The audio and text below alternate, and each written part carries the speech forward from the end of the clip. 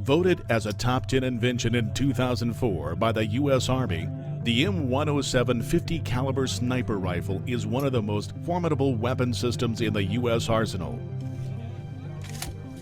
Originally created for the M2 heavy machine gun, the massive destructive capability of the 50 caliber armor-piercing incendiary rounds is devastating on enemy vehicles, weapons, and communication resources.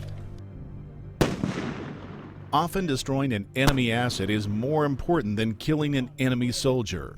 Well, there's a lot of misconception about the 50 caliber sniper rifle. A lot of people think that it's used to engage on personnel.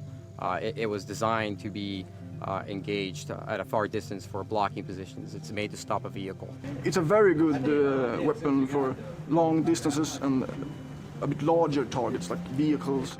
The M107 has another distinct advantage. It is semi-automatic.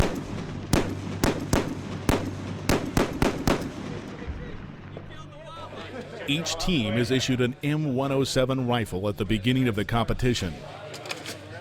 The level of experience with this rifle varies greatly between teams. We're both fairly familiar with the 50 cal. I think we're going to do pretty well there. With this scope, it's a lot easier than the one we have in Sweden. We're at a disadvantage here in that it's not something that we use on a regular basis. It is something that we're looking at, and it's an experience that we can build on. This is 50 cal and defensive shoot. Basically, it's to represent a scenario like you're sitting on the side of a mountain in Afghanistan in OP. Next thing you know, here comes, you got troops advancing on your position, you got vehicles. It's a very challenging and difficult event.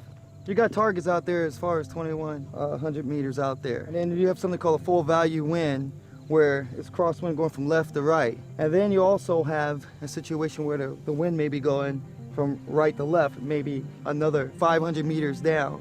First thing we figure out is wind direction. It's either left to right or right to left. And then you're going to have wind value. Is it a full value, half value, or no value? And then wind speed. And then we'll take those three things, combine it, and then I'll make the wind call, I'll give it to them. And then that's what we'll hold in the scope. So they got real world scenarios with things, the targets just popping up, and they have to make those adjustments. The key thing in this event is the communication between the spotter and the shooter. They're kind of offset a little bit, and they don't have time to estimate the range of the target. I mean, exactly, they're going to have to kind of guess. Yeah, this event right here tells who's good. This what does it. This event tells the story.